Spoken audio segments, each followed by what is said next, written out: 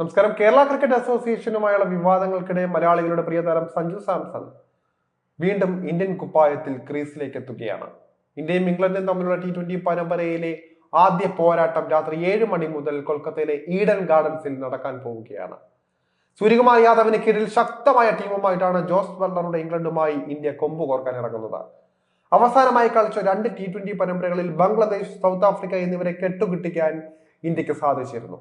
ഇനി ഇംഗ്ലണ്ടിനെതിരെയും പ്രകടനം ആവർത്തിക്കാനായിരിക്കും സൂര്യകുമാർ യാദവിന്റെയും സംഘത്തിന്റെയും ശ്രമം. പക്ഷെ മുൻ T20 ലോകകപ്പ് ചാമ്പ്യന്മാരായ ഇംഗ്ലണ്ടിനെ വീഴ്ത്തണമെങ്കിൽ ഏറ്റവും മികച്ച കളി തന്നെ ഇന്ത്യക്ക് പുറത്തെടുക്കേണ്ടതായി വരും. ഇന്ത്യയുടെ പ്ലേയിങ് 11 എങ്ങനെയായിരിക്കുമെന്ന് ഈ ഒരു ഘട്ടത്തിൽ നമുക്ക് നോക്കാം. ഇന്ത്യയുടെ ഓപ്പണിംഗ് ജോഡികൾ ആരൊക്കെയാകുമെന്ന കാര്യത്തിൽ സംശയങ്ങളൊന്നും തന്നെയില്ല. സഞ്ജു സാംസണും അഭിഷേക് ശർമ്മയും ചേർന്നായിരിക്കും ഇന്ത്യക്കായി ഓപ്പൺ ചെയ്യാൻ ഇറങ്ങുന്നത്. തുടർച്ചയായ 8ാമത്തെ T20യിലാണ് ഈ ജോഡി ഓപ്പണിംഗിൽ എത്തുന്നത്. ബംഗ്ലാദേശ്, സൗത്ത് ആഫ്രിക്ക എന്നിവരുമായുള്ള കഴിഞ്ഞ പരമ്പരയിലും സഞ്ജു അഭിഷേക് ജോഡിക്ക് തന്നെയായിരുന്നു ദൗത്യമുണ്ടായിരുന്നത്.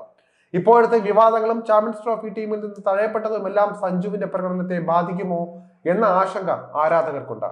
മറിച്ച് ഇതിനുള്ള പ്രതികാരം സഞ്ജു തീർക്കുമോ എന്ന ആവേശവും അവർക്ക് ഉണ്ട്. കഴിഞ്ഞ 2 പരമ്പരകളിൽ ഇത്തരം സാഹചര്യങ്ങളിലൂടെയെല്ലാം അദ്ദേഹത്തിന് കടന്നു പോകേണ്ടതായി വന്നിരുന്നില്ല. അതുകൊണ്ട് തന്നെയാണ് സമ്മർദ്ദമില്ലാതെ ഏറ്റവും മികച്ച പ്രകടനം സഞ്ജു അന്ന് പുറത്തെടുത്തത്.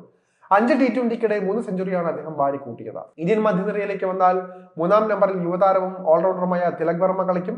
സാധാരണയായി 3ാമനായി നായകൻ സൂര്യകുമാർ യാദവാണ് ബാറ്റ് ചെയ്യാറുള്ളത്. എങ്കിലും ഈ പരമ്പരയിൽ തിലകിനാണ് ഈ റോളിലേക്ക് നടക്കുവിടാൻ പോകുന്നത്. കാരണം സൗത്ത് ആഫ്രിക്കയുമായുള്ള അവസാന പരമ്പരയിൽ സൂര്യയ്ക്ക് പകരം അദ്ദേഹം 3ാം നമ്പറിലേക്ക് പ്രൊമോട്ട് ചെയ്യപ്പെട്ടിരുന്നു. തുടരെ 2 സെഞ്ചുറികളോടെയാണ് തിലക് ഇതിനോട് പ്രതികരിച്ചത്.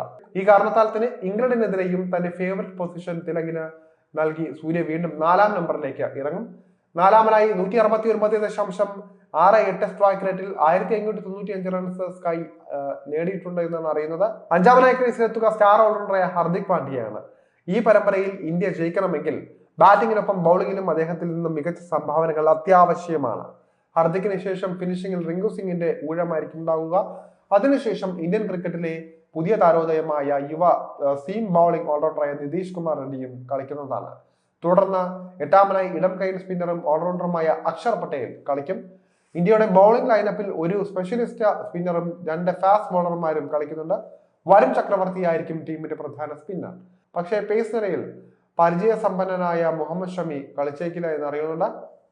പരിശീലനത്തിനിടെ ചെറുതായി പരിക്കേറ്റ അദ്ദേഹത്തിന് വിശ്രമം നൽകിയേക്കും. പകരം ഹർഷ്ദീപ് സിംഗ് ആയിരിക്കും പേസ് ആക്രമണത്തിന് ചുക്കാൻ പിടിക്കുക. ഹർഷിത് റാണയായിരിക്കും 11ലെ 2ാമത്തെ ബോളർ എന്നും അറിയുന്നുണ്ട്.